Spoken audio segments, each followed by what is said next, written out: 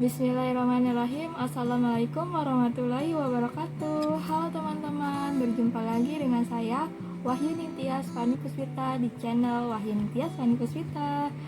Pada kesempatan kali ini izinkan saya untuk menjelaskan ke teman-teman tentang teori akuntansi, yaitu trade of theory atau disebut juga teori perdagangan. Apa sih yang dimaksud dengan trade of theory?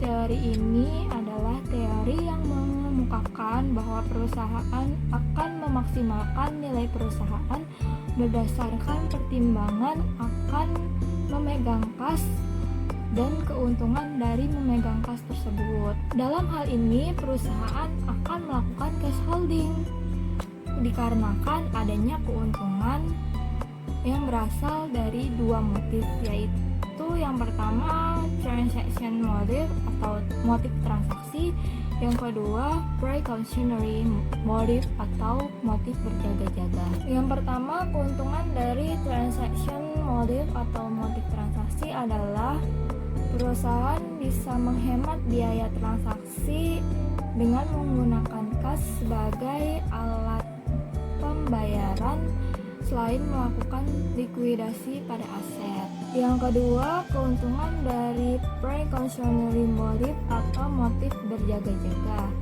adalah perusahaan bisa menghimpun cadangan kas lebih banyak untuk menghindari resiko di masa yang akan datang atau untuk membiayai aktivitas dan investasinya. Menurut Keynes 1936, kedua hubungan ini sangatlah disarankan. Kenapa? Agar persediaan kas perusahaan lebih tinggi ketika biaya sedang naik. Teori ini berpendapat bahwa cash holding yang optimal itu ditandai dengan mempertimbangkan biaya peluang atau opportunity cost yang muncul akibat dari menahan kas. Biaya peluang akan muncul ketika perusahaan lebih memilih untuk menahan kas dibandingkan untuk menginvestasikan ke suatu proyek yang akan menguntungkan. Manfaat dari menahan kas adalah untuk menunjang operasional perusahaan serta menghindari perusahaan dari kesulitan keuangan. Selain itu, perusahaan juga bisa mengurangi biaya mengkonversikan aset menjadi kas.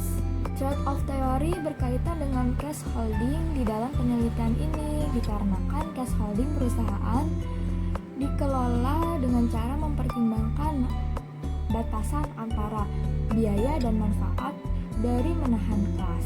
Mungkin manfaat dari menahan kas di saat kondisi seperti ini sangat menguntungkan bagi beberapa perusahaan yang sudah menjalankan dari menahan kas, karena perusahaan memiliki cadangan kas untuk mengakomodir, untuk membiayai operasional perusahaan di saat-saat seperti ini yang notabene-nya perusahaan sedang mengalami krisis karena income yang menurun, tidak ada pemasukan, tidak ada kas yang mengalir.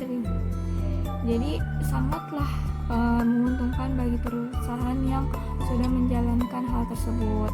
Mungkin bisa dipertimbangkan akan hal ini untuk perusahaan di masa yang akan datang yang belum menjalankannya, karena kita tidak pernah tahu apa hal yang akan terjadi ke depannya gitu. Trade of theory juga berkaitan dengan variabel capital expenditure yang mengatakan bahwa ada hubungan positif antara capital expenditure dan kepemilikan kas, karena asumsi bahwa perusahaan dengan capital expenditure yang tinggi akan memiliki jumlah uang tunai yang cukup untuk menjaga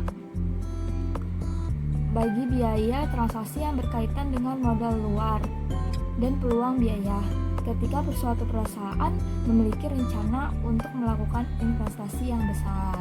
Mungkin itu saja yang dapat saya sampaikan. Mohon maaf bila ada kesalahan dalam pengucapan atau penjelasan yang kurang jelas. karena kesempurnaan itu hanyalah milik Allah. Cukup sekian dari saya. Wassalamualaikum warahmatullahi wabarakatuh. Sampai jumpa di video berikutnya.